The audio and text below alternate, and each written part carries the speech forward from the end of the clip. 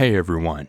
Before we begin, I just wanted to let you all know that I finally opened up a merch store. So if you're interested in possibly buying some of my merch and repping me, head over to my Teespring shop, which will be featured in the description and in a pinned comment. All that being said, let's begin. And remember to always stay hungry.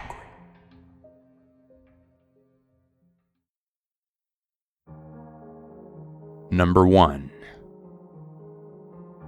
I was with an outdoor group back when I was a teenager.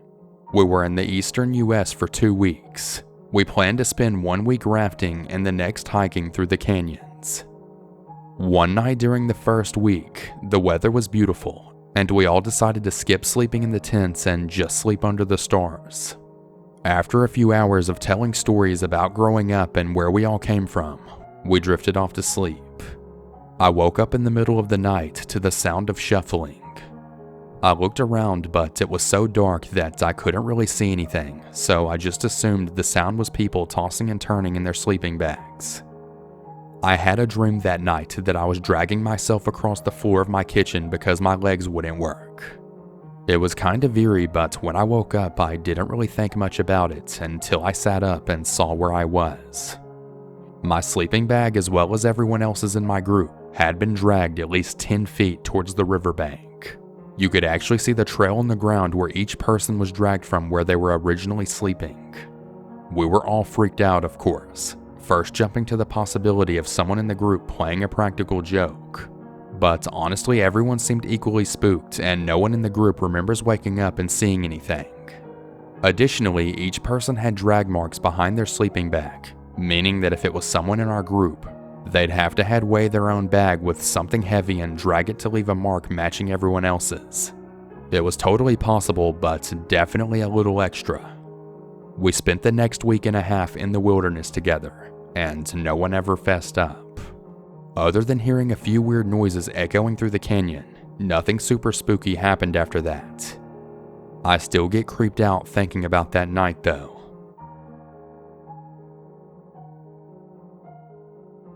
Number 2. Just yesterday, my friends and I went on a hike. It was unexpectedly foggy, but we decided to still go. It was so foggy you could probably only see about 35 feet in front of you. As we were on the hike, we passed by some rural farmland and decided to take a cut through it. As we did this, we then heard screaming. As there was a lot of livestock around, we just assumed it was maybe an animal who was in pain or just hungry. As we went down the path through the fields, the screaming got closer and closer. The path came so close that the screaming was about 1 field northeast of us. We couldn't see what was screaming as none of us could see that well, but whatever was screaming could hear us. As we got into view of whatever was screaming, the scream sounded more humanoid and more frequent.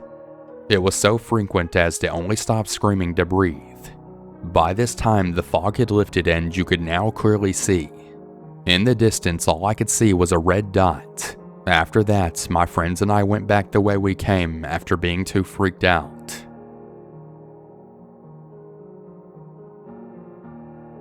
Number 3.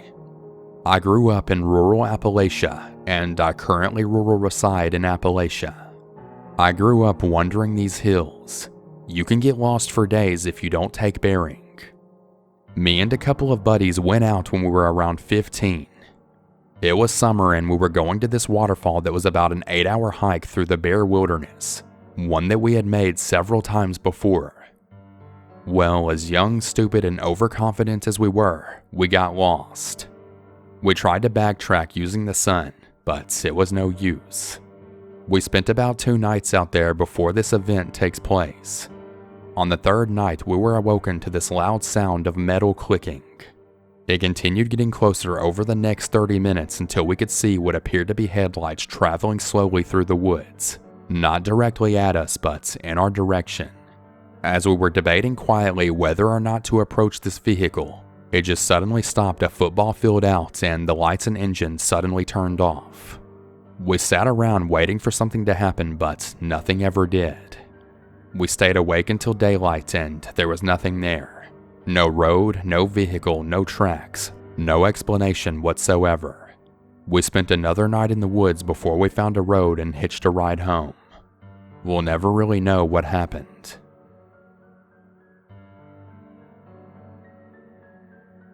Number 4. One day I was out walking my dog with my parents. Growing up, we lived next to a large cemetery. Contrary to popular belief, it was actually kind of an awesome place to grow up. Lots of space, quiet, and nightly security guards that patrolled the grounds. This morning was a cold one, probably early December, and we were deep into the cemetery. The way it is situated, there are a lot of different paved roads that twist and turn throughout the hills. The upper hills are newer sites from 50s to present. The lower hills are much older, with some of the graves dating from the early 1800s. We were walking in the lower hills and it was a bit foggy. Visibility was about 20 feet. As we walked, all three of us, my mother, father, and I, noticed something small and black in the distance. It would appear for a moment and then slip back into the fog. A little spooked, we approached it with some trepidation. Suddenly the fog parted and we stared as a chill crept down our spines. Nestled among two very old gravestones was a skeleton of some big creature, picked entirely clean. I'm talking bleached bone clean. It looked to be canine, except it was huge. At least the size of a Newfoundland or a Great Dane. The only sign of its former self was a single furry black paw, nails and all, on one of its legs.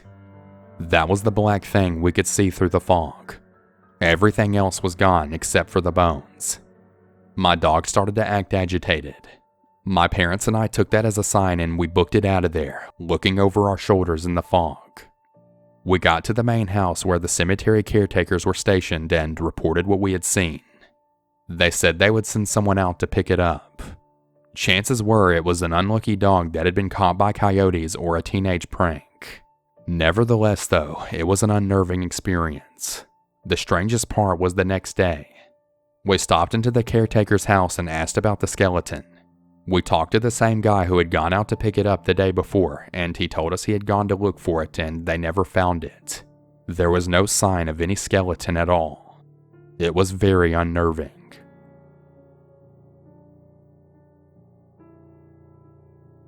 Number 5. I was camping in a valley all by myself with no cell service. I stayed late on a trail and ran into a nice local dude as it was getting dark. He showed me a local camping spot close to the road and the river, but camouflaged. I had a fire, drank beer, and listened to my friend's comedy podcast. I was pretty loud and visible. Because it was dark already, I decided to sleep in the back of my truck, under my topper next to all of my gear, as opposed to setting up my tent. The next morning I made a fire, cracked a beer, and started making breakfast. I then noticed that there was a strange man at the edge of my camp. He starts to come closer but never looks directly at me. This dude looks homeless, has a long ratty beard, and has at least 100 plastic grocery bags tied all over his clothes. I start to comment about how nice the day is. No response. I offer him breakfast. Nothing. He sort of paces around the perimeter of my camp. I offer him a beer, but he just turns around. The dude is just standing there wandering around. I start to realize that there isn't going to be any good happenings. I had my bear spray and buck knife super close. I give him an ultimatum. Hey, you're either going to acknowledge me or you're going to leave immediately. He ignores me. I grab the bear mace and walk a few steps towards him. He sulked away and I threw my stuff in the truck and left right after. I wonder if he had been watching me during the night that I was in my truck. Thank God I stayed in my truck instead of a tent. The feeling of being out of your element and vulnerable when somebody else is so keen and comfortable is incredibly unsettling.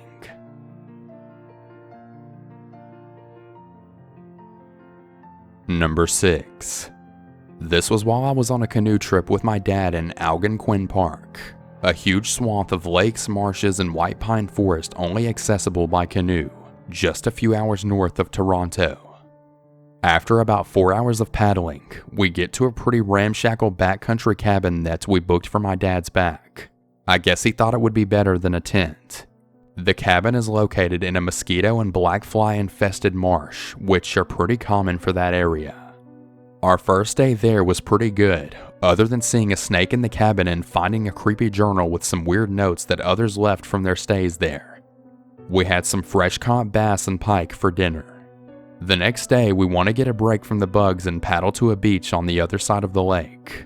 We come back late afternoon to make dinner, and notice a few things that freaked us out. The hatchet we were using to chop firewood was gone. The cabin had been entered and it was trashed. Our big water container was slashed open. There was also a trail of parted grass going through the marsh into the woods. Yet the whole day we were on the same lake and didn't notice anyone else canoeing around that could have done this. So whoever did it must have come from the woods by our cabin, and no animal could have opened the door. So we nope the heck out of there, pack everything up under 40 minutes and send it back to the car. Unfortunately, we left at like 7 p.m., so we had to spend a good hour or so paddling in the dark twilight to find our way back. Which is a terrible idea, by the way. We spent most of the time scanning the shore for landmarks to guide our way back. We eventually made it back an hour and a half faster than the trip out. Definitely a memorable experience. The car drive after was also crazy, because we spent 15 minutes following a moose who couldn't get out of our way on a tiny dirt road, and managed to hit a deer while driving back to town on the highway. Me and my dad were definitely pretty shook after that night. Number 7. I was walking my dog down by an old pond about 2 miles or so from my house. It's a small pond that no one really visits anymore because of the lack of fish. It's only accessible on one side, and the only open entrance from the road is pretty hidden because no one has ever bothered to take care of the small gravel parking lot. It's basically just an overgrown field at this point, complete with young trees and all. Anyways, like I mentioned, the only roadside part is semi-blocked, so I always just use some of the back trails to reach it. Plus, it's a pretty great walk that goes through a field and tons of hills and trails. So it's now dusk and me and my pooch were coming down the hill towards the pond. It's entirely forest leading straight up to the water, with only a few feet here and there actually open to the water. We're cruising along the waterside trail and my dog suddenly stops and refuses to move. He was cemented to the ground. I figured he smelled or spotted something, so I followed his line of sight and saw a figure standing knee-deep in the pond a good 15 feet from us. Now, it was mid-fall at this point, not quite cold enough for a winter jacket, but definitely long sleeves and pants. I decided to creep closer to get a better look and realized the figure was a woman. She was dressed in dark clothing. It looked like a sweater and a full-length skirt. As I was getting closer, she turns towards us but didn't move from the general spot she was standing at. I shouted something like, "Hey, you alright?" She then mumbled something back, but I couldn't catch it. Now, this was when my dog started barking, which was really strange because he never barks at anyone. He's the type of dog that trots up to strangers just to sniff them and get pats. He was barking at full volume and he sounded frightened and alarmed. I tried to calm him down and grabbed him by the back of the collar and put my other hand on his back to let him know it was alright, but he just wouldn't stop barking at this lady. All the while, she never moved from her spot in the water. This went on for a handful of seconds. I was apologizing for my dog the whole time and she was still kind of mumbling, but I couldn't hear her over my dog's barking. Eventually she started moving towards us and my dog was getting louder and louder, so I decided that it was enough and decided to book it the other way. We ran full sprint back up the hill and continued on the path for a solid 5 minutes or so until we reached the branching path that led towards our backyard. I don't know what was going on with that woman, but it was definitely a strange experience to say the least. Number 8.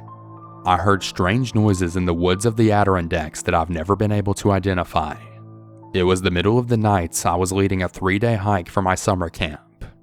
I've got 12 8 to 10-year-old girls, a foreign counselor, and a 16-year-old CIT with me.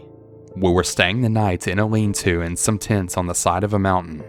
At about 1 a.m., one of the girls in the lean-to yells over to our tent to let us know she heard something in the woods. I came fully awake to a loud, low breathing sound, like long, slow exhaling of breathing, almost like someone was deep sighing. It was really loud and very close by.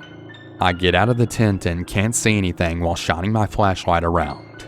The girls had all woken up and started freaking out. I have to carry the two in our tent to the lean-to because they're too frightened to walk the 10 feet.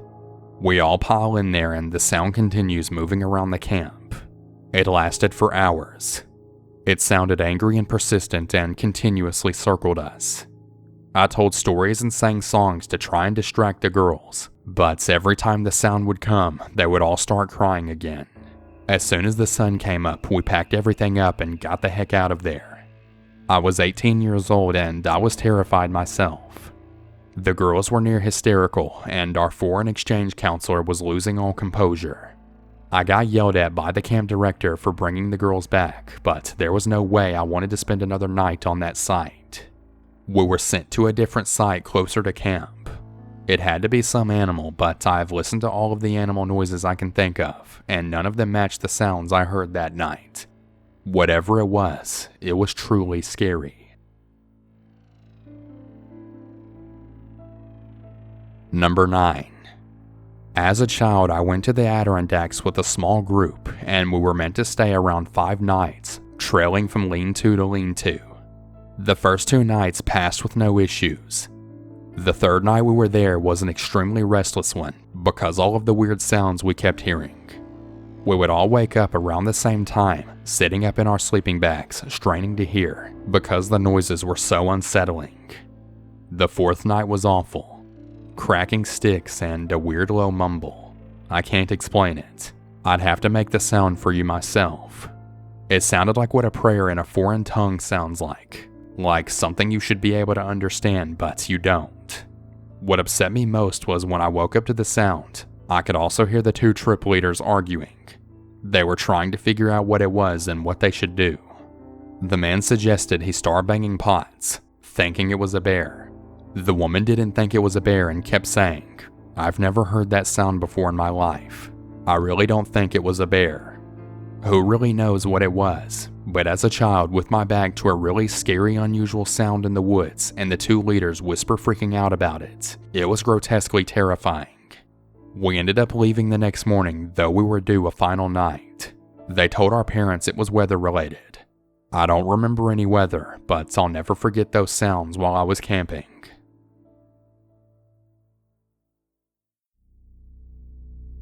Number 10. I was a police and fire dispatcher at one of the local PSAPs in my state.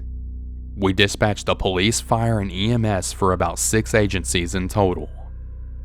About 6 miles east of our location is the airport, and about 20 miles southeast is the Air Force Base. It's one of the larger bases in the country and has been known for some of those strange conspiracy theories and such.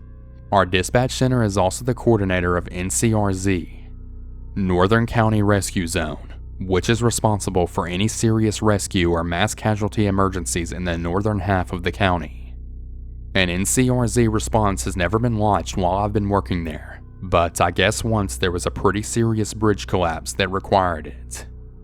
It's a load of work to put up with. It involves nearly all of the fire and rescue agencies in the northern part of the county. We were also responsible for the incident command and monitoring communication on our channels. I don't really think much about what happened anymore, but I've told a few friends this story. It's a good story over a beer or a campfire. I figured maybe more people would like to hear it, so here it is. I was just moved to 3rd shift and had only been working it for maybe about 3 weeks. I was also 19 at the time. At 3 a.m., our second dispatcher leaves and we run with one person on one console, so I got pretty used to working alone. Sure, normally it was quiet, but it wasn't bad at all. I could study, do homework, have some time to myself or read. I was starting to like it, plus I'm sort of a night owl. There would be the occasional domestics, some bad injury accidents along the interstate, robberies, and things like that, but it was mostly quiet. It was between 3:30 and 4 in the morning, so the other dispatcher had just left. I was studying for one of my psychology classes when a call came in on the non-emergency line. I answered like normal. Police and fire dispatch. A lady talked. "Hey, it's Norwich Airport. We got a call from the base in reference to a plane crash that occurred somewhere in the area. They weren't able to provide any further details, but I just wanted to let you know we could end up getting dragged into this. Okay, I'll keep that in mind. No further information at all? Where it crashed or what kind of plane it was? Nope, that's all the Air Force Base told me. They told me to contact you as well, and they'd get back to us if they had any further information or if they needed us. Alrighty then, thanks. We said bye and hung up. I was beginning to think this could very well turn out to be a not-so-normal shift. I thought it was kind of strange though that the base didn't call us individually. I decided to go ahead and give stations 77 and 76 a call to let them know about the situation, in case they were needed to go out or something. I thought I was feeling anxious sitting there, thinking I would have to dispatch on a plane crash. I was trying to imagine what it would be like for the crew themselves, the men and women having to gear up and grab their engines, ladders, and medics to respond to a plane crash. So I just sort of waited. It wasn't long. A little under 10 minutes later, and the phone rang again. Police and fire dispatch. Hey, it's Norwich Airport. It was the same lady. The base did say that they confirmed down commercial aircraft. They said it was south of the dam on US 40. They should be giving you a call shortly. Okay, thanks. Can I have your name, by the way? Dispatcher Boyer here at Norwich. Okay, thanks, bye. Things just felt really strange, and I had a weird feeling about all of this, but she wasn't lying. A few minutes later, I get a call from the Air Force Base. Police and fire dispatch. It was a man this time. It's Air Force Base. I'm assuming Norwich already talked to you, but we do have down an aircraft south of US 40 in the woods, and we will need your help. Okay, do you have a better location than just that? What kind of aircraft is it and what are you looking for? What do you need from me? It's just a few miles south of US 40. It's military aircraft and was occupied by over 24 people. We're actually looking for a NCRZ response. Okay, that's clear. Yeah, I can do that for you. I have to call the fire chief and get approval first. I'll call you back as soon as I can. Okay, great, thanks. I was pretty sure Norwich told me it was a commercial aircraft. I even replayed the call and sure enough, they said it was a commercial plane crash, not a military one. Weird. I decided not to worry about it too much. I called the chief and assistant chief, head of NCRZ, and they gave me approval to initiate a response. Before launching the response and putting things in motion, the chief wanted me to check one last time with the Air Force Base to get any other details that I might need. I really couldn't believe it. I was dispatching on a plane crash. I was pretty nervous because I knew I'd have my hands full for the rest of the shift, and things like routine medic calls and suspicious persons complaints would become a major pain, but I was kind of excited it was something I know I probably wouldn't ever do ever again. Word got around and by this time I had practically 5 entire fire stations waiting to go out on this plane crash. I went ahead and gave the base a call. The same man answered. Air Force Base. Hey, it's dispatch. Our supervisors confirmed NCRZ. Do you have any other details on the plane crash before I send it out? What? What crash? It was an almost immediate response. I awkwardly paused. The plane crash. What plane crash? They replied. The plane crash south of 40. I literally just talked to you like 6 minutes ago. Sorry, but what plane crash are you talking about? I'm totally confused here. The plane crash south of US 40. You wanted me to launch an NCRZ response. We don't have any plane crashes. I'm sorry, but I don't know what to tell you. Can I speak to a supervisor? I was put on hold for maybe a minute when someone finally picked up. It was a different man this time and I explained myself. However, I got the same answer. What plane crash? We don't have any reports of a plane crash in the area. By now I was frustrated, thinking I was fooled or going crazy. I said thanks, bye, and hung up. I also decided to give Norwich a call back. I could tell it was Dispatch Boyer, the same lady I talked to when all of this began. Dispatch, she answered. Hey, I just got done talking to the base and they're telling me apparently there isn't a plane crash now. Do you know what's going on? She paused and her tone changed. What plane crash? She answered like a robot. I wanted to explode. At this point, I pretty much yelled at her through the phone. You called me probably about a half hour ago. You told us about the plane that went down in the area, and the Air Force Base wanted us to respond. They asked me to start NCRZ, and I woke people up at 4 in the morning for this. I have crews awake and sitting at multiple stations ready to be dispatched to a plane crash. I talked to you twice on the phone before. Are you serious right now? Sir, I really don't understand. What plane crash are you talking about? I'm not familiar with any plane crash, and I don't think I can help you. I hung up. I was frustrated and tired. I immediately told the chief and asked to have the recordings marked so that they could be saved longer, because I was not going to be responsible for making a big mistake. At least not one involving a plane crash. The chiefs and supervisors were just as confused as I was, and would end up getting the same answers from the base and the airport. At first I got the impression that maybe they were joking with me, but I honestly don't see that happening.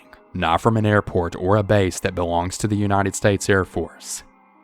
I checked the names and phone numbers and they were all authentic and belonged to who they were supposed to. I just have a really weird feeling in my gut that something strange happened that night. Someone in the military obviously told Norwick to keep their mouths shut. They managed to do it pretty quickly too. I was pretty relieved to not have to go through the lengthy process of NCRZ and managing a rescue response that huge. It's a handful. The rest of the shift was uneventful. For the next few weeks, I talked to my friends about it and couldn't get it out of my head. I'll never know what actually happened. Number 11. This was fairly recent. Around a few months ago, like in March or April. For a bit of backstory, there's this abandoned mental hospital that my mom was a patient at and my dad worked at for quite a while. It's actually how they met. The hospital has been closed since January of 2006, and it's a state hospital, and it's huge. Over 80-something acres. Since then, the state has been trying to figure out what the heck to do with it, and some of the buildings are used to house government offices and such. But most of them are completely vacant, and before this incident, I have been inside most of the buildings besides a few that are those offices, and I've been through a lot of the tunnels that connect every building, and they honestly look exactly like what you would see in a cheesy horror film. Anyhow, my boyfriend and our friend, let's call him Brian, all enjoy coming to this hospital because it's a lot of fun to explore, and we're really into that kind of stuff. So we get there, business as usual. How we typically approach the nights that we explore here. We're all dressed in black warmish clothes because it gets pretty cold pretty quickly. We head out to where we always enter the tunnels and go through the buildings that way. So we've spent about an hour or so exploring different buildings, walking the tunnels, and taking pictures for Instagram, because I'm that kind of person. We get really far and deep into the tunnels to the point to where I'm starting to question where we are.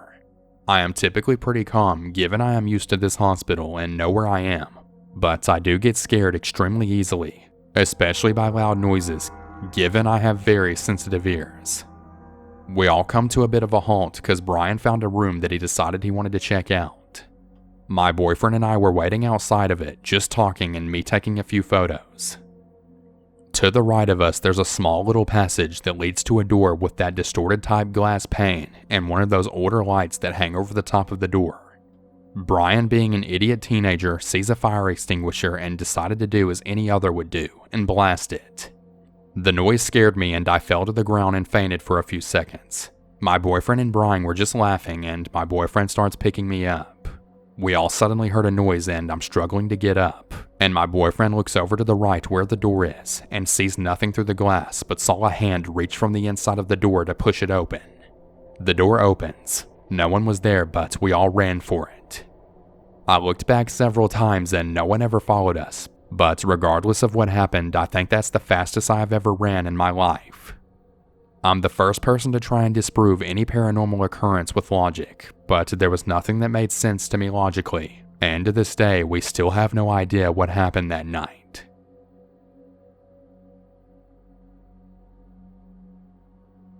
Number 12.